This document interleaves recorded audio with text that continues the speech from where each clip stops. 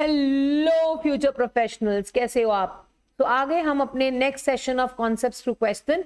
And जैसे मैंने बोला था लास्ट डे की sale of goods act start करेंगे, कंपनीज एक्ट का लास्ट है, खत्म हो गया।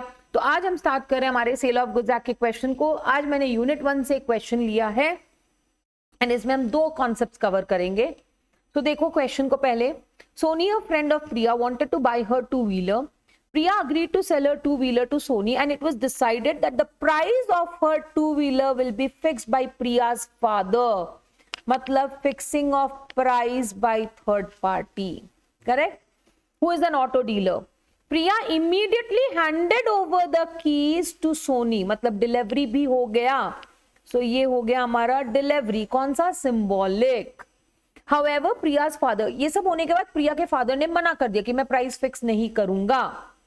तो एक्सप्लेन करो क्या प्रिया व्हीकल ले सकता है सोनी से। तो समझते हैं, इसमें दो चीजें हैं ऑब्वियसली। एक कॉन्सेप्ट आ रहा है हमारा क्या? Fixing of price. दूसरा कॉन्सेप्ट आ रहा है हमारा डिलीवरी। अब देखो, price is an important factor of contract of sale. और एक चीज याद रखना, अगर हमने कॉन्ट्रैक्ट कर लिया बट प्राइस फिक्स नहीं किया तो कॉन्ट्रैक्ट वॉइड नहीं होगा, आपको एक रीजनेबल प्राइस पे करना है, खत्म, इतना सा बात। अब हम जब बात करते हैं फिक्सिंग ऑफ प्राइस, प्राइस तीन तरीके से फिक्स होता है। By agreement,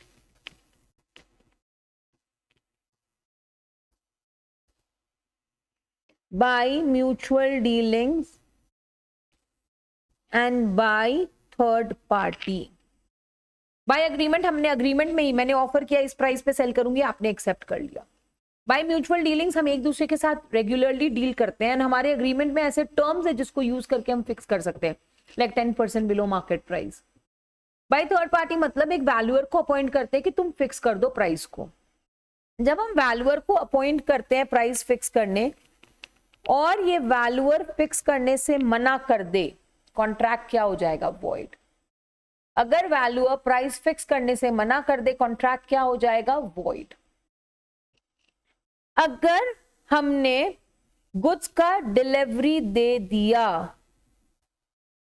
and valuer refuse कर दे फिक्स करने से,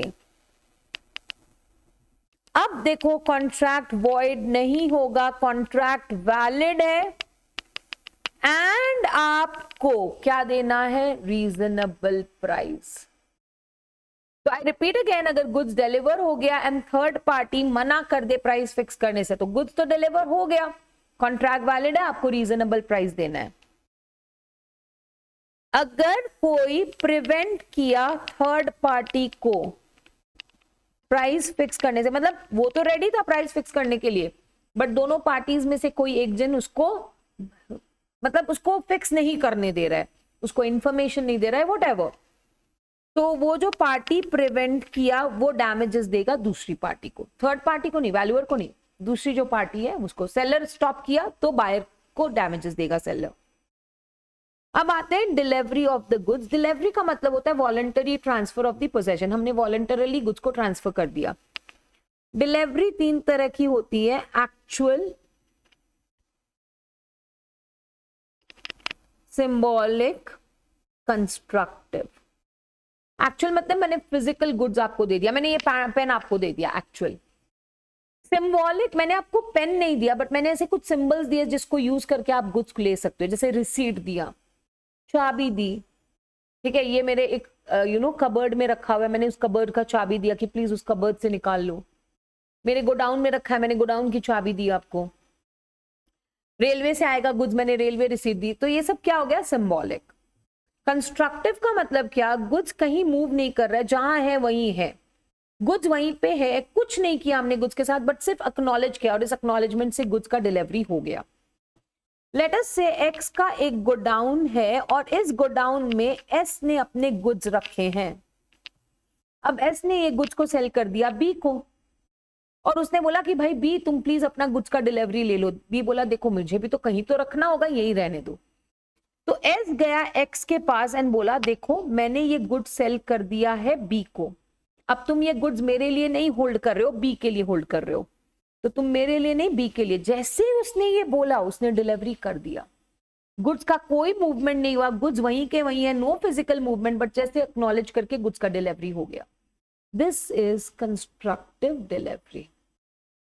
ठीक है, अब देखो क्वेश्चन में आते हैं, can Priya take back the vehicle from Soni? नहीं, जब आपने गुड्स डिलीवर कर दिया, अगर थर्ड पार्टी रिफ्यूज भी कर दे, कॉन्ट्रैक्ट वैलिड है, आपको रीजनेबल प्राइस मिलेगा। Will your answer be different if Priya had not handed over the vehicle to Soni? अगर उसने व्हीकल नहीं दिया होता तो डिलीवरी नहीं हुआ, डिलीवरी नहीं हुआ, थर्ड पार्टी रिफ्यूज कर दिया, तो कॉन्ट्रैक्ट वॉइड है, तो यस आंसर डिफरेंट होगा। अब देखो दोनों के प्रोविजंस ना रिलेटेड है, तो यहाँ पे 1 2 अलग अलग नहीं लिख के हम एक ही साथ लिखेंगे। तो आप यहाँ पे क्या क्या लिखोगे? पहले आप लिखोगे कि कॉन्ट्रैक्ट ऑफ सेल में प्राइस कैसे फिक्स होता है, प्राइस क्या है, कैसे फिक्स होता है। फिर आप लिखोगे कि अगर थर्ड पार्टी रिफ्यूज कर दे तो कॉन्ट्रैक्ट क्या हो जाएगा।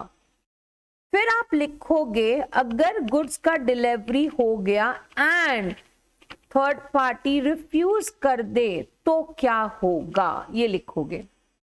ठीक है, ये 3 चीज हो गया। इसके बाद आप लिखोगे डिलीवरी क्या होता है एंड उसका टाइप्स क्या क्या है।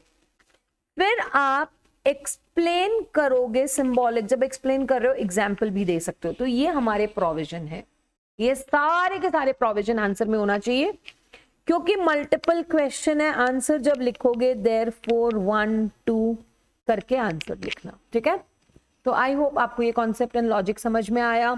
आई होप आपको लॉ लॉजिकली समझ में आ रहा है। मैं आपको नेक्स्ट सेशन में मिलूं, तब तक आप अच्छे से पढ़ते रहो, लॉजिकली समझते रहो। Till then law logically.